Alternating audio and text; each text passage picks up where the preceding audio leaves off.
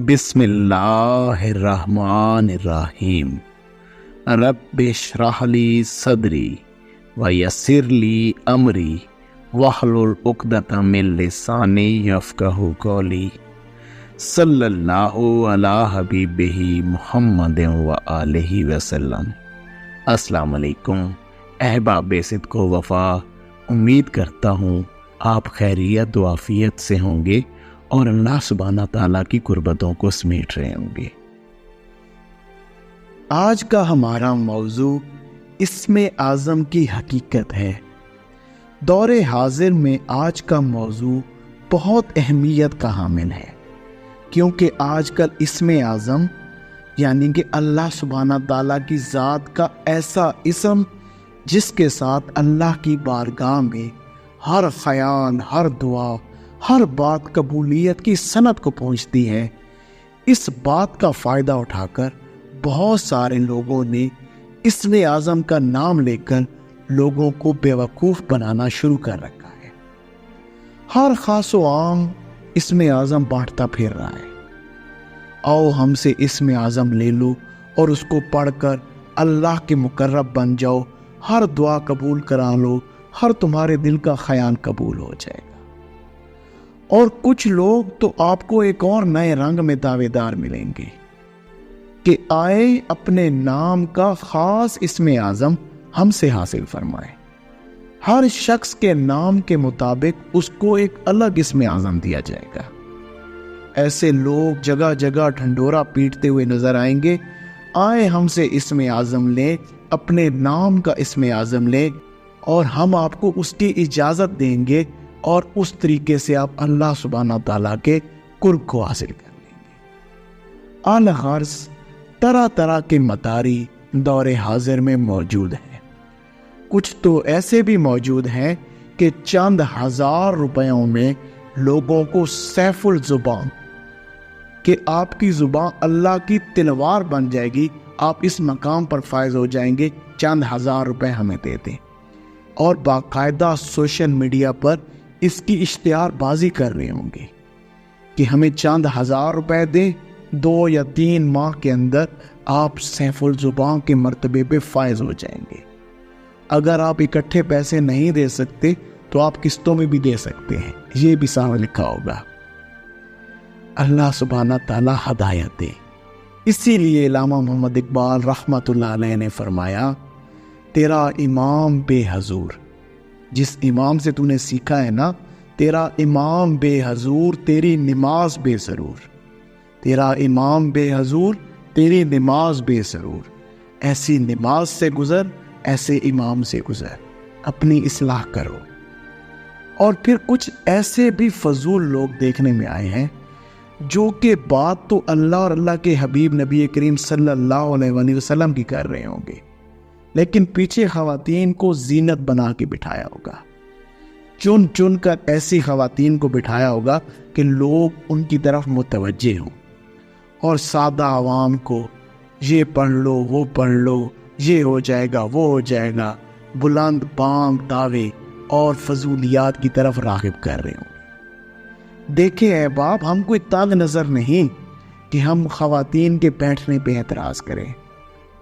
ہم یہ بات اس لیے کر رہے ہیں کہ اگر کوئی خاتون اللہ کی بات کرے، اللہ کے حبیب صلی اللہ علیہ وآلہ وسلم کی بات کرے، یا کسی اچھی مقصدیت کے تحت کوئی بات کرے تو اس میں کوئی حرج نہیں، کرنی چاہیے۔ دور حاضر کے اندر یہ کوئی ایسا بڑا معاملہ نہیں، لیکن اگر عورت کی زینت کو استعمال کر کے دوسری خواتین اور لوگوں کو اپنی طرف متوجہ کرنا یا اپنے اس سسٹم کی طرف متوجہ کرنا مقصود ہو تو یہ بہت ہی فضول اور گھٹیا حرکت ہے۔ ان تمام باتوں کے بعد احباب، میں آپ احباب کو وہ راز اور حقیقت بتانا چاہتا ہوں کہ آخر اسم اعظم کیا ہے، اسم اعظم کی حقیقت کیا ہے، کیا ہوتا ہے اسم اعظم۔ احباب سمجھیے، غور کیجیے گا، بہت زیادہ غور و تدبر کی ضرورت ہے اب ان باتوں پر۔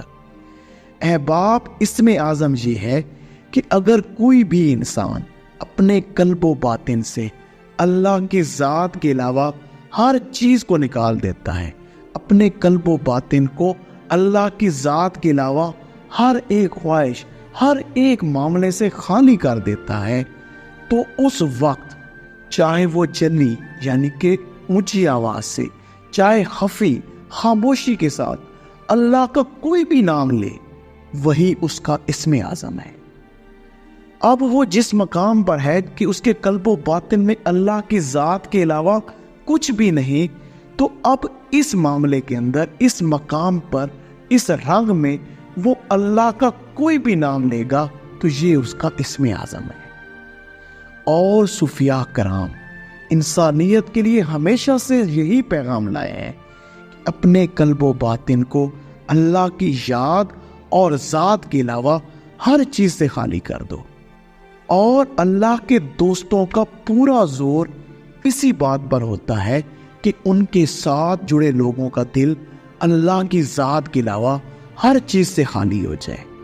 وہ اپنے قلب و باطن کو بھی اللہ کی ذات کے علاوہ ہر ایک معاملے سے خالی کر رہے ہوتے ہیں، اور اپنے ساتھ جڑے لوگوں کو بھی اس معاملے کی طرف راغب کر رہے ہوتے ہیں کہ انسان جب ایک اچھا انسان بن جاتا ہے، جب اس کے دل میں سے اللہ کی ذات کے علاوہ تمام معاملات نکل جاتے ہیں اور اس کا دل اللہ کی ذات کے علاوہ ہر چیز سے خالی ہو جاتا ہے، تو اس وقت اس کی ہر بات، ہر خیال، ہر دعا اللہ کی ذات کی بارگاہ میں قبولیت کی سند رکھتی ہے۔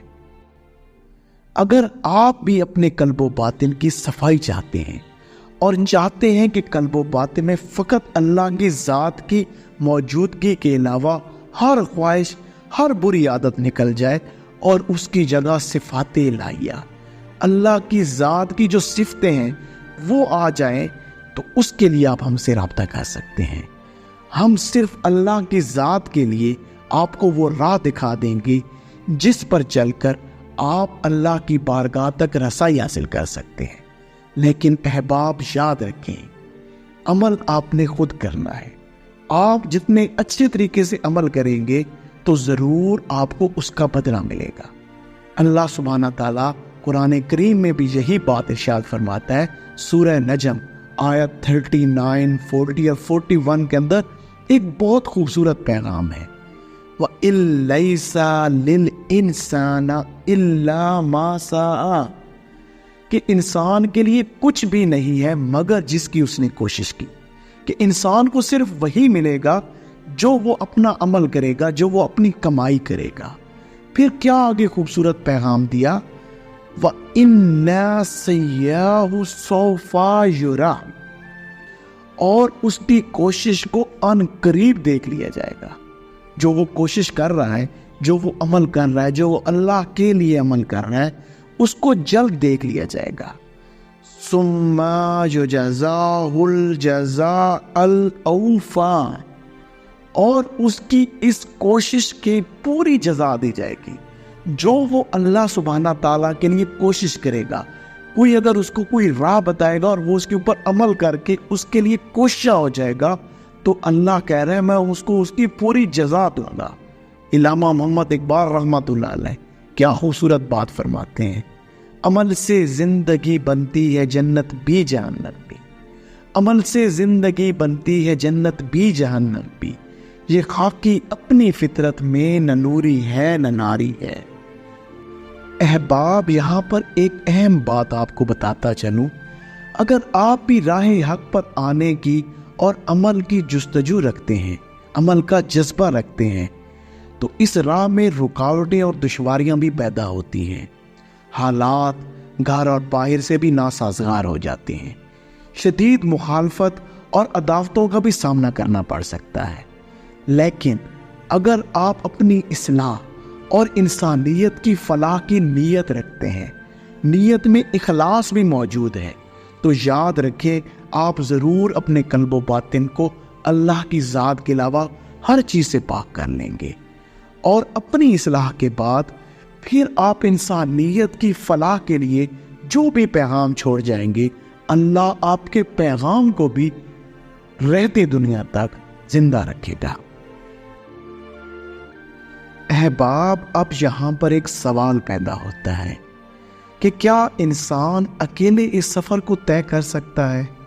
کیا کوئی شخص اللہ کی راہ پر اکیلا چل کر اپنے قلب و باطن کو اللہ کی ذات کے علاوہ ہر معاملے سے، ہر خواہش سے، ہر بری عادت سے خالی کر سکتا ہے؟ تو احباب، اس کا جواب ہے ہرگز نہیں۔ اس کے لیے آپ کو کسی ایسے شخص کی ضرورت ہوتی ہے جو صاحب منزل ہو، جو اس منزل تک پہنچ چکا ہو، جو اپنے قلب و باطن کو اللہ کی ذات کے علاوہ ہر معاملے سے خالی کر چکا ہو، جو اس راہ کے تمام معاملات سے واقفیت رکھتا ہو، کیونکہ اس راہ پہ بہت ساری دشواریاں آتی ہیں، بہت ساری کیفیات و معاملات آتے ہیں۔ اگر وہ شخص جانتا ہوگا، آپ اس شخص کے ساتھ جڑ جائیں گے تو وہ آپ کو بھی آگاہ کر دے گا، کیونکہ وہ خود بھی کسی کے ساتھ جڑ کر ان چیزوں کو سیکھ چکا ہوگا۔ اور ان تمام چیزوں کا منبع حضور نبی کریم صلی اللہ علیہ وآلہ وسلم کی ذات مبارکہ ہے۔ آپ آئے تو آپ نے یہی سب کچھ اپنے اصحاب کو سکھایا، پھر اصحاب نے وہ تعلیم تابعین کو دی، پھر تبع تابعین، اور پھر صوفیاء اور علماء تک یہ تعلیم پہنچی۔ علماء ربانی جو اللہ کی راہ کا علم رکھنے والے لوگ ہیں، ان تک یہ تعلیم پہنچی۔ احباب، ایسے رہبر و رہنما کا معاملہ عام لوگوں سے بڑا مختلف ہوتا ہے۔ یہ اگر دیکھا جائے تو دین کی اصل حقیقت اور اللہ کی راہ تک رسائی کا جو معاملہ ہے، وہ ان کے علاوہ کوئی طے ہی نہیں کرتا، کوئی کوشش ہی نہیں کرتا، کیونکہ جو عام لوگ ہوتے ہیں وہ روح کے اوپر چڑھے ہوئے لباس، جو کہ لباس ظاہری ہے، جو کہ ظلمانی لباس ہے، اسی پر توجہ دیتے رہتے ہیں۔ نماز ظاہرہ کو سب کچھ سمجھ لیں گے، ظاہری روزہ کو سب کچھ سمجھ لیں گے، ظاہری تلاوت اور ورد و وظائف، انہیں کو سب کچھ سمجھ کر وہ سمجھیں گے کہ ہم نے اللہ کی ذات کی قربت کو حاصل کر لیا۔ وہ اصل لباس پر توجہ نہیں دیتے، جو کہ انسان کی روح کا لباس ہے، جس کو لباس تقویٰ کہتے ہیں۔ حضور نبی کریم صلی اللہ علیہ وآلہ وسلم کی حدیث مبارکہ کا مفہوم بھی کچھ اسی معاملات کی طرف ہمیں متوجہ کرتا ہے۔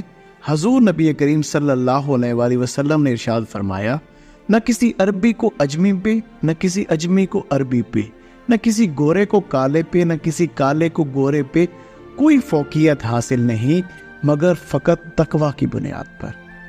کہ دیکھیں احباب، اللہ سبحانہ تعالیٰ کے نزدیک وہی شخص بلند ہوگا، اسی شخص کا مقام بلند ہوتا جائے گا، وہ زیادہ اللہ کے قریب ہوتا چلا جائے گا جو تقویٰ کا لباس اپنائے گا۔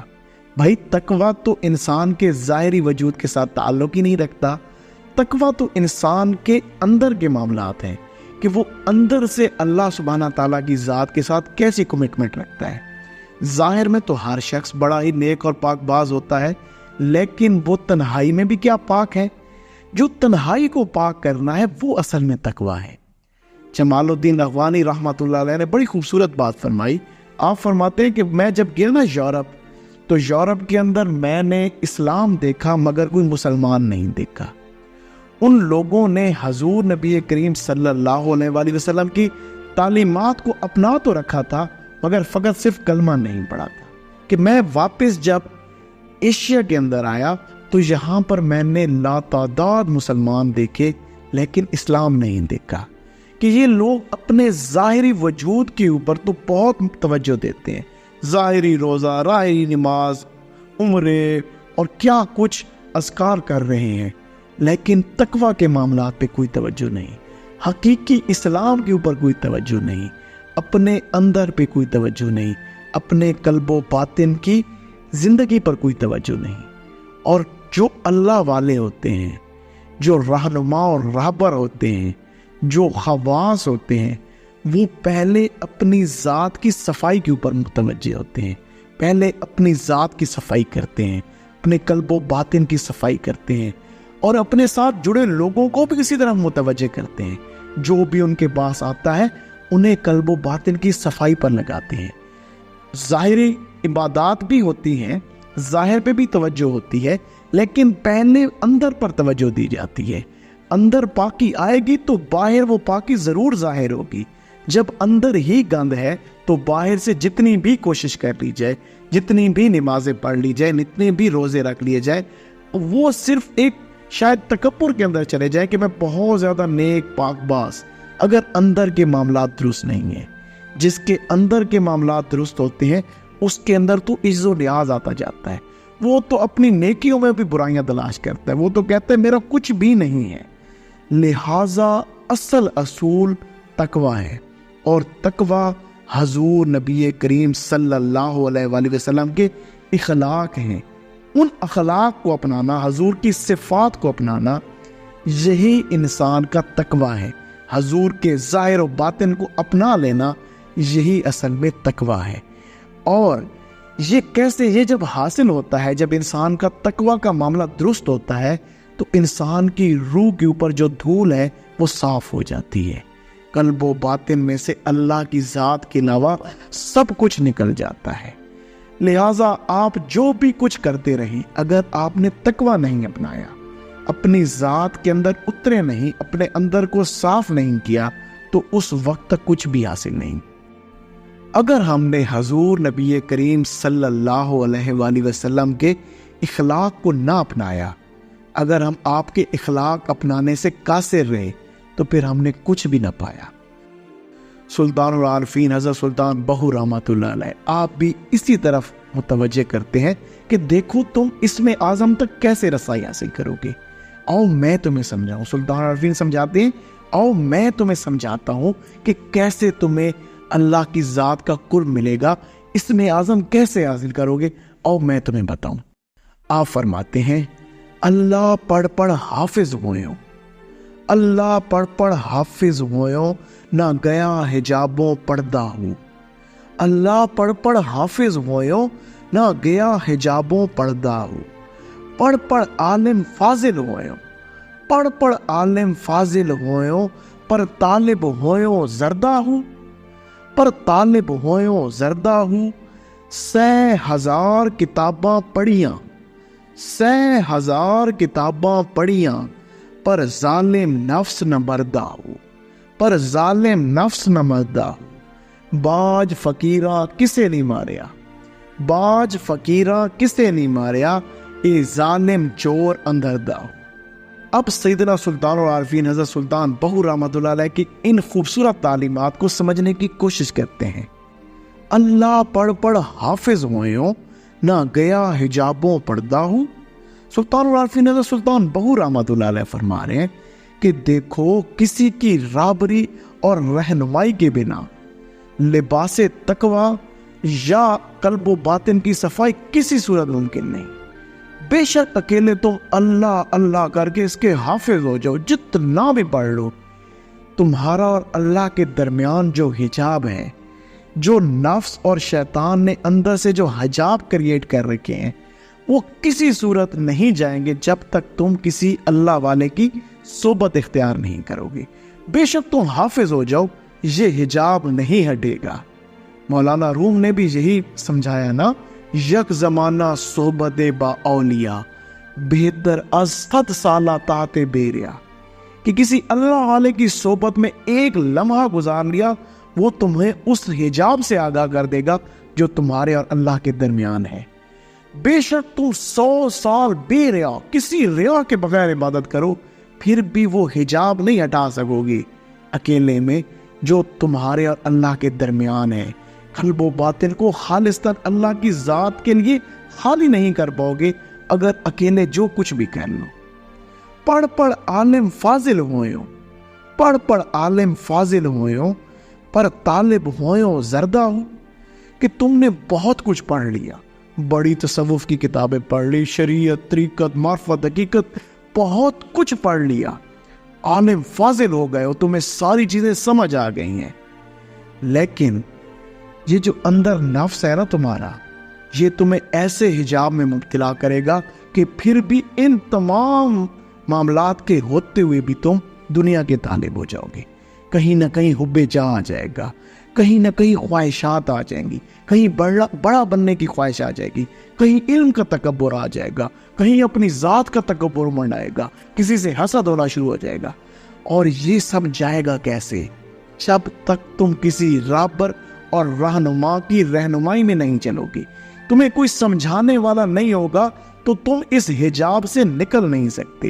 تم دنیا کے ہی طالب رہو گے، چاہے وہ نفس اور شیطان نے بہت خوبصورت پیرایوں میں چھپایا ہوا اس دنیا کی طلب کو اور تمہیں اس کی سمجھ ہی نہ ہو، اور تم یہ سمجھ رہے ہو کہ میں بہت اللہ کی قربت میں جا رہا ہوں، اور ہو سکتا ہے کہ تم اس وجہ سے حجاب نورانی کے اندر مبتلا ہو کہ وہ لگ تمہیں نور رہو لیکن ہو وہ بھی حجاب اور تم اللہ سے دور ہو۔ اب آگے سمجھیے، 100,000 کتاباں پڑھیاں، 100,000 کتاباں پڑھیاں پر ظالم نفس نہیں مردہ ہو۔ آپ رحمت اللہ علیہ فرما رہے ہیں کہ دیکھیں آپ نے 100,000 کتابیں پڑھ لی، بہت کچھ پڑھ لیا، بے شک آپ اس کو پڑھ کے لوگوں کے سامنے پرچار بھی کرنا شروع کر دیں اور لوگوں کو لگنے لگے کہ آپ سے بڑا کوئی علم والا نہیں، لیکن یہ ظالم نفس ایسے نہیں مرتا، 100,000 کتابیں پڑھنے سے نہیں مرتا۔ کیسے مرتا ہے؟ سیدنا غوث العظم دستگیر رحمت اللہ علیہ فرماتے ہیں کہ علم وہ نہیں جو کہ کتابوں سے حاصل کیا جائے، علم وہ ہے جو کہ مردان حق کے منہ سے حاصل ہوتا ہے۔ کہ بھائی دیکھیں، آپ بے شک 100,000 کتابیں پڑھ کے بہت عالم فاضل ہو جائیں، لیکن آپ ان معاملات پر عمل نہیں کر پائیں گے، وہ چیز آپ کے اندر اترے گی نہیں۔ ہاں، آپ کو ایک چھوٹی سی بھی بات کسی باعمل شخص کے منہ سے حاصل کریں گے تو وہ آپ کے وجود کا حصہ بن جائے گا، وہ آپ کے اندر جا کے کھڑی ہو جائے گی۔ جب تک آپ اس کے اوپر عمل نہیں کریں گے آپ اس میں سے نکل نہیں پائیں گے۔ اور اللہ والے آپ کو اصل کتاب پڑھائیں گے، جو آپ کے اندر کی کتاب ہے، جو آپ کے وجود کی کتاب ہے، جو آپ کے اندر کی برائیوں کی کتاب ہے۔ کیا خوبصورت بات ہے، جنہ پڑھی کتاب وجودی، جنہ پڑھی کتاب وجودی انہ بھید سجندہ پایا، جنہ پڑھی کتاب وجودی انہ بھید سجندہ پایا، اکھا مید کے درشن کیتا اتے چپدا تالا لایا۔ کہ جب آپ اپنی ذات کی کتاب پڑھیں گے نا کسی اللہ والے کی صحبت میں، جنہ پڑھی کتاب وجودی، پھر اللہ کا راز ملے گا۔ جب اپنی برائیاں سمجھ آئیں گی تو آپ ان کو دور کرنے کی کوشش کریں گے تو لازمی بات ہے وہاں پر اللہ کی ذات کی صفات ہی آئیں گی، خوبصورت چیزیں آئیں گی جو اللہ سبحانہ تعالیٰ کی صفتیں ہیں۔ پھر آپ آنکھیں بند کریں گے، قلبی آنکھ بیدار ہوگی اور اللہ کا دیدار ہوگا ہر سمت، اور پھر اوپر چپ کا تالا بھی لگ جائے گا۔ آپ کو دعوے نہیں کریں گے، عجز و انکساری آ جائے گی، عاجز ہوں گے، بڑے خاموش طبع، نہیں میری تو کوئی بات نہیں ہے۔ باج فقیرہ کسے نہیں ماریا، باج فقیرہ کسے نہیں ماریا، اے ظالم چور اندر داؤ۔ لہٰذا وہ علم حاصل کرنا ضروری ہے جو فقط اللہ کی ذات کے عارفوں کے پاس ہوتا ہے، فقراء کے پاس ہوتا ہے، اور وہی علم ہوتا ہے جس سے انسان اپنی ذات کی نفی کر کر اللہ سبحانہ تعالیٰ کی قربت تک پہنچنے کے معاملات کو پاتا ہے۔ اور ایسا علم فقیروں اور درویشوں کے علاوہ کسی کے پاس نہیں ہوتا، یہ علم فقط اسی شخص کے پاس ہوگا جو اپنی ذات کی نفی کر چکا ہوگا، جو صاحب منزل ہوگا۔ علامہ محمد اقبال رحمت اللہ علیہ نے بھی اسی راز کو بڑے خوبصورت انداز میں کھولا۔ آپ فرماتے ہیں، جلا سکتی ہے شمع کشتہ کو موج نفس ان کی، جلا سکتی ہے شمع کشتہ کو موج نفس ان کی، الہی کیا چھپا ہے اہل دل کے سینوں میں۔ کہ یہ وہ لوگ ہوتے ہیں جن کی ذات میں اللہ سبحانہ تعالیٰ نے وہ نور رکھا ہوتا ہے کہ آپ کے قلب و باطن کا جو نور کا دیا بجھ چکا ہے یہ اس کو بھی جلانے کی صلاحیت رکھتے ہیں۔ ہاں فرما رہے مالک کیا چیز رکھ دی ہے ان کے سینوں میں کہ یہ جس سمت نگاہ ڈالتے ہیں اسی شخص کے دل کو زندگی دیتے ہیں، اسی کے قلب و باطن کو اللہ کی ذات کے علاوہ، تیری ذات کے علاوہ ہر چیز سے پاک کر دیتے ہیں۔ مالک یہ کیا چیز چھپا دی ہے تو نے ان کے سینوں میں کہ ان کی نگاہ میں یہ تاثیر ہے کہ جس سمت یہ نگاہ اٹھا دے، جس کو یہ واضح و نصیحت کر دے، اسی کا دل پاک ہو جاتا ہے۔ پھر آگے بڑا خوبصورت راز بھی بتا رہے ہیں، کہ اگر تم بھی اس چیز کو پانا چاہتے ہو تو کیا کرو؟ تمنا درد دل کی ہو تو کر خدمت فقیروں کی، تمنا درد دل کی ہو تو کر خدمت فقیروں کی، نہیں ملتا یہ گوہر بادشاہوں کے خزینوں میں۔ اگر تمہیں یہ گوہر نایاب چاہیے، اگر تمہیں دل کی زندگی چاہیے، تم دائمی زندگی چاہتے ہو، تو پھر اللہ والوں کی خدمت کرو، کسی ایسے شخص کی خدمت کرو جو اپنے قلب و باطن کو اللہ کی ذات کے علاوہ ہر چیز سے پاک کر چکا ہو۔ تم اسم اعظم چاہتے ہو، تو اللہ کا قرب چاہتے ہو، تو پھر خدمت کرو فقیروں کی، ایسے شخص کی خدمت کرو جو اپنی ذات میں سے اللہ کی ذات کے علاوہ سب کچھ نکال چکا ہو، جس کا جینا مرنا بولنا ہر ایک عمل فقط اللہ کے لیے ہو۔ ایسے شخص کی خدمت کرو تو یہ درد دل ملے گا، اللہ کی ذات کا قرب مل جائے گا۔ پھر آپ ایسے لوگوں کی تعریف میں کیا خوبصورت الفاظ فرماتے ہیں، نہ پوچھ ان خرقہ پوشوں کی عدارت ہو تو دیکھ ان کو، نہ پوچھ ان خرقہ پوشوں کی عدارت ہو تو دیکھ ان کو، شدے بیضا لیے بیٹھے ہیں اپنی آستینوں میں، شدے بیضا لیے بیٹھے ہیں اپنی آستینوں میں۔ کہ ان کے متعلق زیادہ سوال و جواب نہ کرو، یہ کون ہوتے ہیں، کیسے ہوتے ہیں۔ کسی شخص سے اگر تمہیں ایسے کسی اللہ والے کا پتہ چل گیا ہے تو پھر جاؤ اس کی صحبت میں بیٹھو، اس کی زندگی کو دیکھو، اس کے صبح و شام کو دیکھو، اس کے معاملات کو دیکھو، تم یہ دیکھو گے کہ وہ فقط اللہ کی ذات کے لیے سب کچھ کر رہا ہے، اور ید بیضا لیے بیٹھا ہے وہ اپنے آستینوں میں، کہ اللہ سبحانہ تعالیٰ کا نور اس کے اندر ہے، اور وہ ایسا نور ہے کہ وہ جس سمت وہ نور کی نگاہ ڈال دے وہاں پر بھی وہ زندگیاں دے دیتا ہے، وہاں پر بھی وہ مردہ دلوں کو زندہ کر دیتا ہے۔ تو کسی ایسے فقیر کے پاس پہنچو، اس کی صحبت میں جاؤ اور اپنی قلبی زندگی کا سما کرو۔ اے باپ، اللہ سبحانہ تعالیٰ ہمیں ایسے رہنما اور رہبر عنایت فرمائے۔ اگر اللہ سبحانہ تعالیٰ نے ہمیں ایسے رہبر اور رہنما عطا کیے ہوئے تو ہمیں ان کی قدر کرنے کی توفیق عنایت فرمائے، ہمیں ان کی تربیت سے سیکھنے کی توفیق عنایت فرمائے، اور سیکھے ہوئے پر عمل کی بھی توفیق عنایت فرمائے۔ اچھی بات کو سن کر کسی دوسرے تک پہنچا دینا بہترین صدقہ جاریہ ہے۔ ہو سکتا ہے وہ آپ سے زیادہ بہتر اس بات پر عمل کر جائے، اور اس عمل کے نور سے اللہ آپ کو بھی توفیق عطا فرماتے۔ جزاک اللہ۔ السلام علیکم۔